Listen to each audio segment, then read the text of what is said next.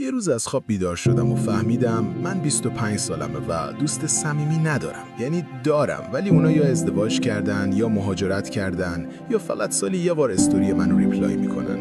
هنوز زنده ای؟ پس تصمیم گرفتم برم دنبال دوستای جدید.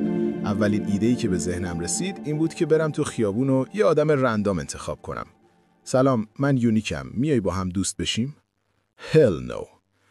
اوکی، شاید خیابون جای درستی نبود. گفتم شاید باید برم جایی که آدمای جدید هستن. رفتم کافه، همه با لپتاپ بودن. رفتم مهمونی، همه با کسی اومده بودن. رفتم پارک، همه با ایچی ولش کن. اونجا بود که گفتم بی خیالم، بذار برم باشگاه. حداقل سیکس پکم در بیاد. رفتم باشگاه.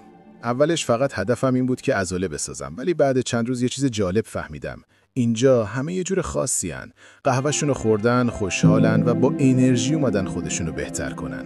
یکی کارمنده، یکی دانشجویه، یکی بازاریه، ولی همه یه وجه مشترک دارن. حال خوب. یکی میگه چند تا ست داری، بعد یهو میبینی داری باهاش راجع به هدف و زندگی حرف میزنی. اونجا بود که فهمیدم باشگاه فقط واسه ورزش نیست، یه جور شبکه سازی واقعیه.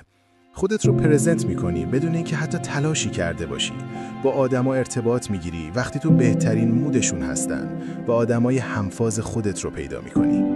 و در آخر فهمیدم بهترین جا برای پیدا کردن دوست، برای شبکه سازی، حتی پیدا کردن شغل، جایی که آدمای واقعی جمع میشن. و اونجا برای من باشگاه بود.